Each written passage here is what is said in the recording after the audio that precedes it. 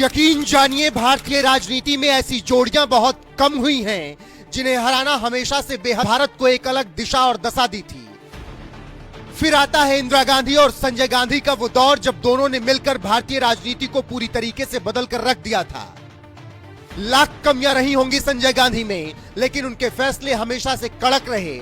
अब वो बात अलग है कि उन्हें सही तरीके से लागू नहीं किया गया। इसके बाद वो दौर आया जिसने भारतीय राजनीति में ऑप्शन पैदा किया।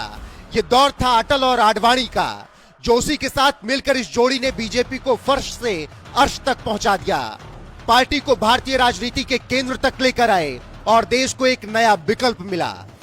ये वो जोड़ियां रही जिनकी रणनीति का लोहा हर कोई आज भी मानता है।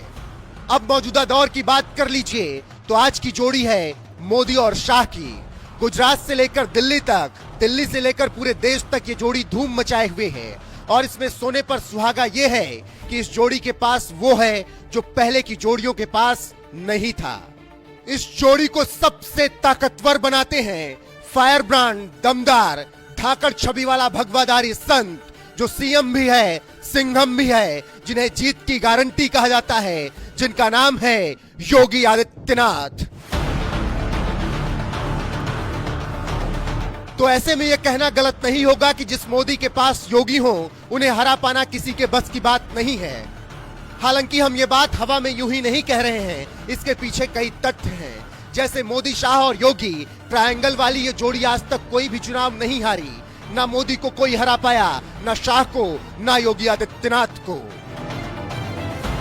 नरेंद्र मोदी अक्टूबर 2001 में गुजरात का मुख्यमंत्री बनाया गया। उपचुनाव जीतकर विधानसभा पहुंचे। 2002 में फिर जीत हासिल की। 2007 में भी जीत दर्ज कर मोदी लगातार तीसरी बार गुजरात के मुख्यमंत्री बने। 2012 में मोदी चौथी बार गुजरात के साहिब बने। 2014 में केंद्र का रुख किया। वाराणसी और वडोदरा से पहली बार सांसद चुने गए। वडोदरा की सीट छोड़ दी, वाराणसी को चुना और फिर 2019 में यहां से फिर जीत हासिल की। यानी मोदी आज तक कभी विपक्ष में बैठे ही नहीं।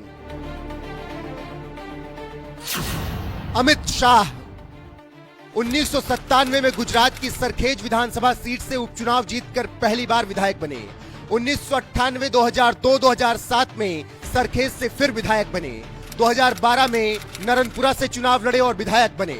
2019 में गांधीनगर सीट से सांसदी का चुनाव लड़ने उतरे और यहां भी जीत हासिल की।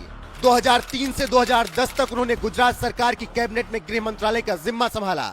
1989 से 2014 के बीच शाह गुजरात विधानसभा और अलग अलग स्थानीय निकायों के लिए 42 छोटे बड़े चुनाव लड़े, लेकिन वो एक भी चुनाव में पराजित नहीं हुए।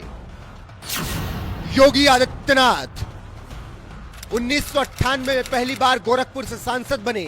फिर 1999, 2004, 2009 और 2014 में भी गोरखपुर से सांसद बने। लगातार 5 बार सांसद बने। 2017 में यूपी के सीएम बने। 2022 में पहली बार विधानसभा का चुनाव लड़ा और पहली बार विधायक बने। यानी कोई भी चुनाव योगी आदित्यनाथ नहीं हारे। सोचिए, बीजेपी के 3 कद्दावर नेता जो अभी तक चुनावों में हारे ही नहीं, अब उनको कौन हरा पाएगा। रही बात योगी आदित्यनाथ की, तो 2024 के लिए उन पर सबसे बड़ी जिम्मेदारी है, क्योंकि 80 लोकसभा सीट वाले उत्तर प्रदेश में योगी ही बीजेपी को प्रचंड जीत दिला सकते हैं और इसके लिए उन्होंने पूरा दम भी लगा दिया है। जिस तरह से यूपी की बागडोर उन्होंने संभाली है, उससे बीजेपी को लगातार फायदा हो रहा है और मोदी तीसरी बार पीएम बनने का सपना देख रहे हैं और ये सपना योगी आदित्यनाथ ही पूरा करेंगे। दरअसल मोदी सरकार सनातन और संस्कृत को लेकर जिस तरह से काम कर रही है, उससे वो अपने वोट बैंक को मजबूत कर चुकी है। बाकी सनातन और संस्कृत की बात आए तो योगी के आगे फिर कौन टिकता है। हालांकि बीजेपी केवल हिंदुत्व के मुद्दे पर ही चुनाव नहीं जीतना चाहती, वो जनता के लिए काम भी करने में लगी है और यूपी में योगी उसे जन जन तक पहुंचाने में लगे हुए हैं। बीजेपी ने 10 साल में वो सब करने का प्रयास किया है जो जनता के हित में है। जैसे बेहतर सड़कें दी, नए नए एयरपोर्ट का निर्माण करवाया, रेलवे का कायाकल्प किया, उज्ज्वला योजना दी, हर घर नल से जल योजना दी, जनधन योजना, किसान सम्मान निधि योजना, मुफ्त राशन योजना, पीएम आवास योजना, शौचालय, 5 लाख रुपए तक के मुफ्त इलाज की योजना। इन योजनाओं की वजह से ही मोदी सरकार ने जनता के बीच भरोसा कमाया है और यही वजह है कि 2024 की जीत के लिए वो अभी से ही कंफर्म है।